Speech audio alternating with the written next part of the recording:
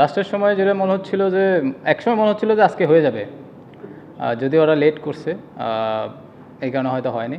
আর আমিও মানে খুব বেশি অরিড না, কারণ উনি তো আপনার মানে 100 করা আপনার 200 করা অভ্যাস আছে, তো আমিও জানি যে ওই জায়গায় উনি প্যানিক হয় না, 90 গেলে গেলে খুব প্যানিক কম হয় আল্লাহর মতে। তো ওই কারণে আত্মবিশ্বাসটা আছে যে কালকে গিয়ে অন্য কেউ থাকলে হয়তো একটু প্যানিক থাকতাম, যে উনি যেহেতু আছে আমার মনে হয় উনিও প্যানিক হয় না, আমরা কেউ প্যানিক না, তো কালকে গিয়ে ইনশাল্লাহ হয়ে যাবে। না না না, আপনারা যেভাবে চিন্তা করছেন ওইরকম না, নর্মাল যেরকম ছিল ওইরকমই আছে। এখন হয়তো ফাইজলামি আরও বেশি করতে পারবো, কারণ ডে বাই ডে আরও বেশি ফাইজলামি করা যাচ্ছে। জি হ্যাঁ, কে কে চাইবেন এই সময়? তো সবাই চাবে, কারণ দুইজনের মাইলস্টোন ছিল, অবশ্যই যে কেউ চাবে এই সময় করার জন্য। ওরা অবশ্যই স্লো করছে, অনেক স্লো ছিল, সবাই চাচ্ছিল। দেখলে খেলা দেখলেই তো বোঝা যাচ্ছিল।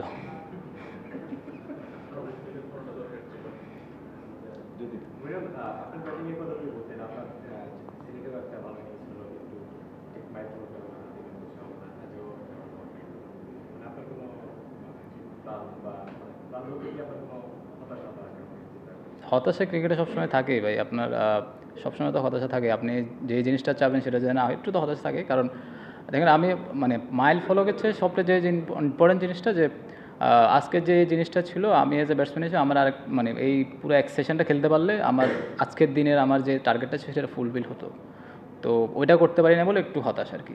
আর হয়তো তখন রানটা আরেকটু এগিয়ে থাকতাম আমরা, হয়তো উইকেটটা যে 3টা থাকতো হয়তো আরেকটা অ্যাটাক করতে পারতাম, তো ক্যালকুলেটিভ অ্যাটাকটা করতে পারতাম। আমার কাছে মানে ওই জিনিসটা হয়তো পারিনি। এই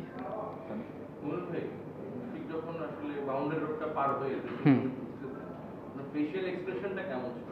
লাইক মানে 100 টেস্টে 100 করার দারুণ আনতে, আবার একটা আনফুলফিলমেন্ট আছে। তোমরা ফেশিয়াল এক্সপ্রেশনটা দেখে কি মনে হচ্ছে আপনার?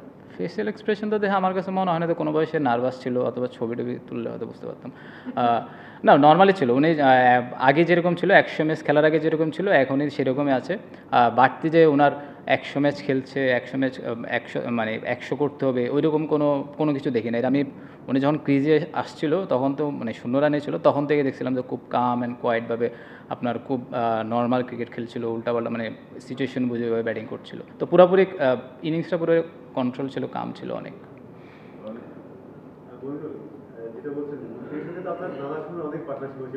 জি আলহামদুলিল্লাহ।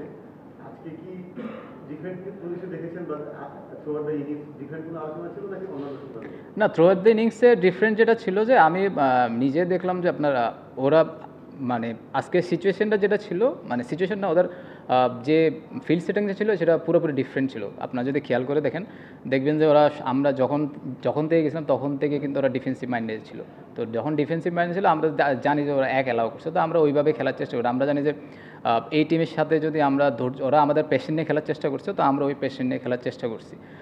মুশফিক ভাই একই কথা বলতেছে, আমিও কথা বলছিলাম, ওইভাবে ওইটা নিয়ে আলাপ করে আমরা ওইভাবে খেলতেছিলাম। যখন ব্রেকে আসছিলাম, যখন ভিতরে ছিলাম, তখন আমরা বলছিলাম যে আমরা দুজনে লম্বা সময় ব্যাটিং করি। যদি আমরা এখানে 100 করতে চাই কেউ ভালো একটু রান করতে, তাহলে লম্বা সময় ব্যাটিং করে রান করতে হবে। কারণ আরেকটা ছিল যে মাঠটা একটু স্লো ছিল, আপনাদের খেয়ালই করছেন। তো এই কারণে মনে হয় আমার কাছে মনে হয় যে একটু সবাই মানে ওই প্ল্যানেই ব্যাটিং করেছিলাম আমরা।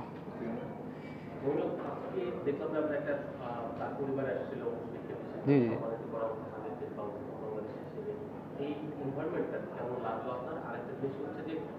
একটাই করেন, আগে একটাই শেষ করি।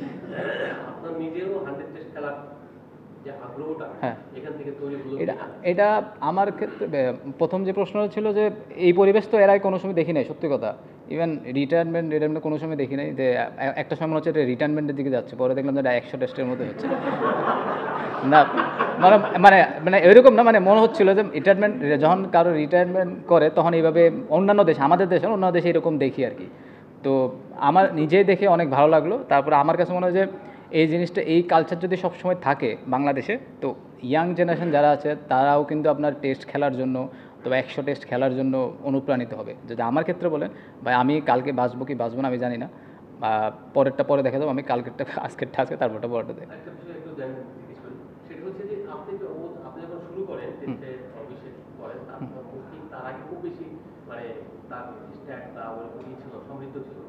সেই আস্তে আস্তে পরিণত জি তার ক্যারিয়ারকে এগিয়েছে। আপনার এই যে পথ চলার পর দেখতে দেখতে তাকে কিভাবে দেখেছেন এবং কিভাবে তার উন্নতিটা উন্নতি দেখেন আমার চেয়ে আপনারা চোখে আরও বেশি দেখছেন। আমি তো আপনাদের আমি তো হয়তো মাঠে যতক্ষণ থাকি দেখি, আপনারা সারাদিন মাঠেই থাকেন, তারপরে আপনারা ফেসবুক টেসবুক মানে আপনাদের অনেক বেশি দেখেছেন। তো আমার কাছে মনে হয় যে এইরকম একটা মানুষ আসলে বাংলাদেশে আমি জানি না দ্বিতীয়বার কেউ মানে তৈরি হবে কি হবে না, অথবা জন্মাবে কিনা। যে মানুষ আপনার রান করুক না করুক, তার জিম রানিং ফুড থেকে শুরু করে সব চলতে থাকে। অনেকে থাকে যে একটু হতাশা থাকে, ওনার ভিতরে কোনো হতাশাও নাই, ভালো খেললেও আপনার যে সব মেনটেন করে চলতে থাকে। তো ওইটা আমার কাছে মনে হয় ওইটা একটা ফলাফল। এখন উনি 100 টেস্ট আসলে উনি ডিজার্ভ করে, আর সেই সাথে 100 মানে কালকে যদি ইনশাল্লাহ 200 করে সেটাও সে ডিজার্ভ করে।